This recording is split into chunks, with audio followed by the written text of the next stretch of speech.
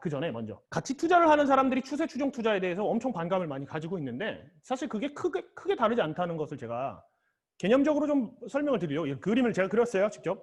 이 파란색 선이 기업의 가치라고 생각합시다. 기업은 계속 발전하니까 가치는 조금씩이나마 올라갑니다. 근데 가격이라는 거는 앙드레 코스톨라니가 얘기한 주인과 개 이론처럼 주인이 이렇게 꾸준히 가는데 개는 앞으로 가니 뒤로 가니 하면서 왔다 갔다 한다 그랬죠. 가격이 가치보다 내려와요. 그러면 어떻게 되죠? 가치 투자자들이 생각할 때 싸진 거죠. 가치 투자자들은 가격이 가치보다 내려오면요. 앞으로 이렇게 갈지 안 갈지 모르죠. 아무도. 그냥 이 시점에서 싸다. 이만큼 싸다. 라고 생각해서 가치 투자자들이 여기서 사요. 추세가 있기 때문에 더 떨어집니다. 가치 투자자들이 바닥을 짚는 경우는 없죠. 사서 항상 물타기를 하는 게 가치 투자자죠. 계속 물타기를 하겠죠. 물타기를 하고 인고의 시간을 보냅니다. 이 동안에. 많은 사람들이 이 구간에서 떨어져 나가요. 근데 인고의 시간을 보내면 여기서부터 이제 오르기 시작하는데 또 많은 사람들이 여기서 본전 오면 떨어져 나갑니다. 가치 투자는 힘든 투자예요. 그래서 이 U자 모양의 인고의 시간을 버티고 나서 가치와 가격이 맞닿았을 때 제 값을 받고 있다 해서 매도합니다. 그게 가치 투자의 작동 원리입니다. 근데 추세 추종 투자자는 떨어지기 시작한 거는 안 사죠. 바닥 찍고 올라오기 바닥 대비 한 30% 올랐으면 난 추세가 만들어졌다. 이렇게 생각하겠어. 라고 기준이 있는 사람이 30% 올랐으면 여기서 추세 추종 투자자는 사죠. 가치랑 상관없어요. 추세 추종 투자자가 매수하는 건 가격이랑 상관이 있고 가치 투자자는 가격과 가치 두 개가 상관이 있는 거죠. 여기서 매수를 해서 계속 가지고 갑니다. 이 시점에서 가치 투자자들이 좀 팔겠지만 추세 추종 투자자는 추세가 꺾이지 않았으니까 그대로 가져갑니다. 근데 고점 대비 나는 몇 프로 빠지면 팔 거야 라고 얘는 기준을 정해놨어요. 그래서 여기서 팔죠. 자, 이렇게 추세가 극명하게 있는 구간에서는 가치 투자자보다 모멘텀 투자자가 훨씬 재밌어요. 돈도 잘 벌고. 근데 아까 말한 것처럼 70% 구간이 이런 구간이 아니에요. 그래서 힘들어요. 그 70% 구간 동안. 하지만 이런 구간에서는 가치 투자자랑 비교할 수 없을 만큼 안정적으로 손실 폭도도 훨씬 적고 이만큼밖에 안 되니까. 그리고 고생도 안 하고 바로바로 돈을 벌기 시작합니다. 이 모멘텀 투자의 장점이죠. 가치 투자자랑 모멘텀 투자자랑요 겹치는 이 구간들이 있어요. 그래서 가치 투자자들이 모멘텀 투자자를 완전히 다 매도하고 이상한 투자를 하는 사람들로 생각하는데 어차피 같은 포지션에서 같은 구간에서도 투자하면서 그렇게 할 필요가 없는 거예요. 그냥 시점의 차이인 것 뿐이에요. 사실 가치 투자자들의 기본적인 마인드는 뭡니까? 가격이 가치보다 낮을 수 있다 라고 생각하는 게 가치 투자잖아요. 그럼 반대의 경우는 왜 생각하지 않습니까? 그렇죠? 가격이 가치보다 낮을 수 있으면 높을 수도 있어야 되는 거 아닙니까? 높을 수 있을 때 투자하는 게 모멘텀 투자자인데 모멘텀 투자자를 배척할 필요가 없는 겁니다. 여러분이 가치 투자자가 되시겠지만 제가 아까 맨 처음 서두에 말한 것처럼 여러분이 알파를 찾는 방법은 가치일 수도 있고 모멘텀일 수도 있고 여러 가지 방법이 있을 수 있지만 여러분이 베타를 막는 방법은 반드시 모멘텀이 들어가야 됩니다. 그 책에도 나옵니다. 그 추세를 우리가 이제 적용할 때 퍼센트 기준으로 할 수도 있지만 그거는 알파를 찾는 데서 활용을 하시고 베타적인 측면에서 한번 설명을 해볼게요. 베타적인 측면에서 이게 타이거 우량 가치라는 ETF가 있어요. 코스피 지수로 안 하고 ETF로 했는데 뭐 코스피 지수로 해도 거의 비슷하긴 해요. 우상향하지 않을 뿐이지.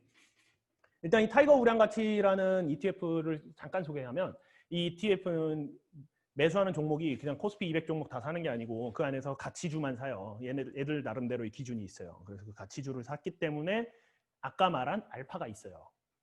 저는 장기적으로 보면 알파가 있을 거라고 생각해요. 물론 최근에 한 3년 안 좋았지만 알파가 있기 때문에 코스피 시장은 지지부진한데 얘는 그래도 좀 올랐죠. 알파가 있으니까. 이게 로우 인덱스입니다.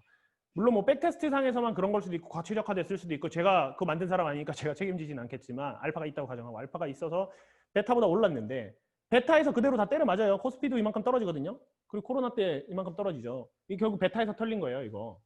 그래서 베타를 막는 방법, 아주 간단한 방법.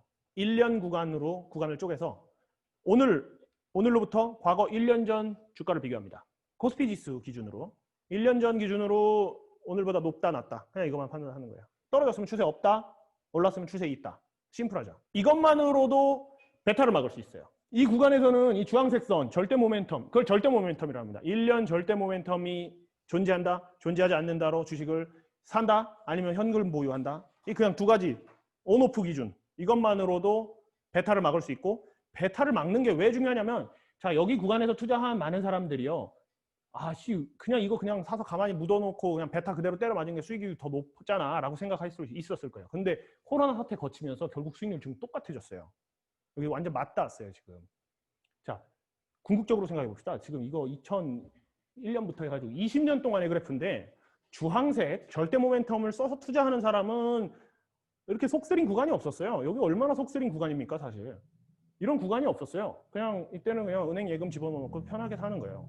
수익률은 20년이 지난 후 온갖 스트레스 다 받으면서 투자한 그놈이랑 나랑 똑같아요. 물론 지금 이건 현금 보유였으니까 그런데 궁극적으로 가면 이 주황색이 더 높아요. 나중에 생각해보면. 이 주황색 물론 현금 보유만으로는 안 되겠지만 여기에 우리가 또 여러 가지 기법을 가미를 하면 이 주황색이 훨씬 더 높을 수밖에 없어요. 베타를 막는 거예요. 베타를 먹고 알파를 취하고. 아까 맨 처음에 이야기했던 거죠. 1년 전 코스피 기준으로요. 1년 전에 비해서 지금 코스피가 떨어졌다? 주식을 다 팔아요 일단. 그냥 현금 보유하는 겁니다. 1년 전보다 지금 올랐다? 그럼 사는 겁니다. 심플하죠? 제가 이런 식으로 투자하진 않아요. 이거 너무 심플하잖아요. 너무 심플하고 사실 지금 현금 그럼 엄청 많이 가지고 계속 있어야 되잖아요. 기회비용 손실도 있고 여러분도 사실상 제가 말은 했지만 절대 그렇게 투자 안 하실 거잖아요. 그래서 좀 더 디테일한 방법들에 대해서 설명을 해드릴 거예요. 두 번째, 지난 시간에 우리가 그 모멘텀에 대해서 모멘텀 팩터에 대해서 잠깐 배웠었죠. 듀얼 모멘텀이라는 책에는요 2가지 전략을 소개하고 있어요. 절대 모멘텀이라는 베타를 막는 방법과 그 상대 모멘텀이라는 알파를 만들어내는 방법. 제가 방금은 베타를 막는 방법에 대해서 설명을 드렸습니다. 두 번째는 알파를 만들어내는 모멘텀에 대해서 좀 구체적으로 다시 한번 다뤄볼게요. 알파를 만들어내는 모멘텀. 국내 ETF 중에서 모멘텀이 더 강한 녀석들에 투자를 하는 겁니다. 더 강하다는 건 뭐냐면 그냥 더 많이 오른 거예요. 엄청 심플하죠. IT 섹터가 있고 조선 섹터가 있고 뭐가 더 올랐죠? IT 섹터가 더 올랐죠. IT 섹터 투자해야겠죠. 상대적으로 더 많이 올랐고 상대적으로 추세가 강하니까. 아주 심플하게 그렇게 하는 겁니다. 국내 ETF 섹터 ETF 한 열 몇 개 있어요. 그중에 1년 기준으로 제일 많이 오른 3개만 투자하는 겁니다. 그랬을 때 이런 푸른색 선이 나오는 거고 나머지 구간들 5분위 테스트니까 제일 모멘텀이 나쁜 녀석에 투자하면 이렇게 되는 거예요. 원금 이하예요. 20년을 투자했는데. 모멘텀이 엄청 나쁘다는 건 뭐죠? 많이 떨어졌다는 거예요. 가치 투자자들이 잘못 생각하는 게요. 많이 떨어졌다고 가치 투자가 아니에요. 많이 떨어진 거는 그냥 많이 떨어진 거예요. 가치에 비해 진짜 쌀 때 그게 가치 투자지. 그냥 많이 떨어진 거일 수도 있어요. 예를 들어서 생각해 볼까요? 소프트웨어 섹터. 지금 네이버 카카오가 들어있는 소프트웨어 섹터. 엄청 올랐죠. 근데 만약에 엄청 떨어진다고 해봅시다. 하지만 가치보다 비싸요. 예를 들어서. 그냥 모멘텀만 없는 거예요. 가치 투자할 게 아니에요. 그건. 그렇죠? 그냥 예전에 비해서 떨어진 거지 가치에 비해 싸진 게 아닐 수도 있어요. 그런 무작정 많이 떨어진 놈에 투자하면 이렇게 되는 겁니다. 자, 지금 100포인트에서 시작해서 현재 지수가 한 900포인트 정도로 20년 동안 9배 정도 증가했어요. 코스피 지수가 한 3배 정도 오른 거에 비하면 훨씬 더 알파가 있었죠. 섹터에 투자하는 방법, 아까 말한 것처럼 ETF에 투자하는 거. 이거 와닿지 않아서 제가 프로그램 하나 만들어 놓은 게 있으니까 구글 스프레드시트 제가 좀 이따 공유를 드릴 건데 거기 들어가면요. 그냥 우리나라에 상장되어 있는 섹터 ETF들 1등부터 10등까지 순위 쭉 나오게끔 제가 설계해놨습니다. 그냥 그거 보시고 그 위에 3개 ETF를 그냥 매수하시고 아까 말한 것처럼 코스피 지수 1년 수익률 0 이하로 내려가면 다 팔고 아주 심플하죠. 그렇게 하는 게 듀얼 모멘텀입니다. 듀얼 모멘텀 전략을 한번 볼까요? 아까 이 파란색 선은요. 이 파란색 선은 여기서 본 이 파란색 선입니다. 상대 모멘텀만 적용한. 상대 모멘텀이란 뭐냐? 상대적으로 다른 애들보다 더 많이 오른 종목. 종목이라고 하지 말고 섹터라고 합시다. 왜냐하면 개별 종목 단에서는 상대적으로 더 많이 올랐건 덜 올랐건 이게 그렇게 크게 유의미하게 다가오려면 진짜 수십 종목 사야 되거든요. 근데 수십 종목 사는 게 힘들잖아요. 수십 종목이 담긴 섹터로 생각해 봅시다. 이 파란색 선이 모멘텀이 상대적으로 좋았던 섹터를 아까 베타를 막는 방법, 절대 모멘텀을 적용했을 때 이런 수익률이 나오는 거예요.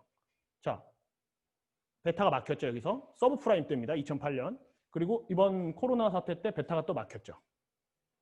결국 수익률은 얘가 조금 더 높아요. 베타를 막아놓고서 알파를 취하니까 순 베타에만 투자하는 코스피 지수와는 비교할 수 없을 정도의 안정성과 수익률로 앞으로 치고 나갈 수가 있는 거예요. 제가 여러분한테 듀얼 모멘텀 전략을 꼭 쓰라고 말하진 않아요. 하지만 절대 모멘텀으로 베타를 막는 방법은 꼭 써야 됩니다. 상대 모멘텀보다 더 나은 알파를 찾으세요. 할 수 있으면. 그렇게 하신 다음에 이런 파란색 선을 먼저 하나 만드는 거예요. 여러분이 가치 투자로 이런 파란색 선만큼의 수익률을 낼 수도 있죠. 하지만 베타는 반드시 주황색 선처럼 막아야 됩니다. 아셨죠? 궁극적으로 베타를 막고 알파를 취할 때 시장 초과 수익을 얻을 수 있고 여러분이 알파만 추구하고 베타를 무시해 놓으면요. 여기 다 나가 떨어져서 여기서 손절하고 여기서 손절하고 여러분 그냥 주식 안 하고 여기서 더 이상 투자 안 해요. 여기서 끝나요. 여러분의 주식 인생은. 앞으로도 마찬가지일 거예요. 앞으로도 지금은 코로나 대비 많이 올랐죠. 베타를 막지 않고 그대로 때려 맞으면 여러분 그냥 여기서 끝날 겁니다. 여러분의 주식 투자 인생은. 끝나지 않아야겠죠. 우리가 계속 해야지 돈을 버는 거예요. 앞으로 주식 투자 평생 해야 됩니다. 제가 그 평생 동안 쓸 수 있느냐 아니라 여러분이 평생 동안 주식을 할 수 있는 방법에 대해서 말하는 거예요. 이거를 제가 1기 때도 2기 때도 이렇게까지 강조해서 말을 안 했더니 흘려들으시더라고요. 여러분 저는요. 제 모든 계좌는 베타가 딱 막혀 있어요. 다. 하방이 막혀 있어요. 어느 정도. 제가 여러분한테 확신 있게 저는 안 망할 거라고 말하는 건 그 이유예요. 제가 시장 초과 수익을 못 내고 그냥 코스피만큼만 낸다 하더라도 베타를 막아놨기 때문에 망하진 않아요. 아까 그 추세에 대해서도 잠깐 이야기했죠. 코스피 지수 한번 볼까요? 손실은요. 대부분의 손실은 하락 추세에서 발생합니다. 대부분의 수익은 추세적으로 발생해요. 그리고 나머지 비추세 구간 무시하면 되고 추세적으로 수익이 또 발생하고 추세적으로 하락이 발생합니다. 이번 케이스는 조금 특이한 케이스였어요. 추세라고 보기 힘들 정도로 급격한 급락이 있었죠. 이런 케이스는 어떻게 하냐? 어쩔 수 없어요. 맞아야 됩니다. 이거는. 저도 맞아요. 이런 케이스에서는. 베타를 막으려면요. 여러 가지 룰이 있잖아요. 근데 그중에 이런 거를 막을 수 있는 룰은 현금 보유입니다. 현금 보유. 자산 배분과 현금 보유. 아까 제가 말했던 선제적 조치. 자산 배분. 선제적 조치를 해놨으면 이런 구간에서도 덜 맞죠. 제 전략은 요 세 가지가 다 들어가 있거든요. 근데 저 1번 전략, 2번 전략 쓰는 애들은 다 때려 맞았어요. 엄청 아프게. 근데 3번 전략이 제 비중에서 꽤 큰 편이라서 선제적 조치로 인해서 코로나 때 그렇게까지 죽을 만큼 힘들진 않았어요. 어쨌든. 여러분한테도 계속 강조할 겁니다. 그 얘기를. 듀얼 모멘텀에 대해서 이제 좀 아시겠죠? 복습을 조금 하자면. 그렇게 막 복잡한 개념은 아니죠, 사실. 추세가 왜 만들어지는지 알아야 됩니다. 추세는 군중심리 때문에 만들어진다. 군중심리는 탐욕과 공포로 이루어져 있다. 두 번째, 추세가 만들어지는 이유는 어떤 정보가 시장에 나왔을 때 그 가격이 그 정보에 바로 반응하지 않는다. 왜냐면 누구는 미련이 남아서 가지고 있고 싶거든요. 악재가 나왔어도. 누구는 호재가 나왔어도 불안해서 못 사겠거든요. 그 시차 때문에 추세는 만들어진다. 세 번째, 저 같은 추세 추종 투자자, 여러분 같은 추세 추종 투자자들이 추세를 더 강하게 만들고 강하게 만든다. 자, 이게 추세가 만들어지는 이유였습니다. 추세 추종을 하는 두 가지 전략이 있다. 듀얼 모멘텀이라고 하는데 첫 번째는 절대 모멘텀. 베타를 막는 방법이다. 과거의 수익률을 놓고 봤을 때 수익률이 마이너스면 추세가 없다라고 판단해서 도망치는 거예요. 그게 베타를 막는 절대 모멘텀 방법이고 알파를 만들어내는 상대 모멘텀 방법. 상대적으로 더 오른 녀석들이 더 오른다. 앞으로도. 10월 달에 제일 많이 오를 것 같은 섹터가 어디야? 하면 누구나 다 똑같은 생각일 거 아니에요. 사양산업 섹터가 더 오를 거야. 갑자기. 그렇게 생각 안 하죠. 언택트 섹터가 오를 거라고 당연히 생각하죠. 그리고 대부분 맞아요. 그게. 언제까지? 이 정점까지. 이 정점에서 무슨 생각하냐면 너무 많이 올랐는데? 이제 추세가 있긴 있었는데 계속 추세가 있어서 올랐는데 너무 많이 올랐는데? 라는 생각을 할 때 와르르 무너지 내리는 게 모멘텀 크래시다. 모멘텀 크래시를 막을 수 있는 것은 선제적 조치들 뿐이다. 라고 설명을 해드렸습니다. 자, 그러면요. 우리는 추세에 대해서는 이제 다 알았어요. 여러분의 투자는 이 시점부터 좀 달라져야 됩니다. 비대칭적인 구조를 만드는 구체적인 방법에 대해서 첫 번째 방법을 설명해 드린 거예요.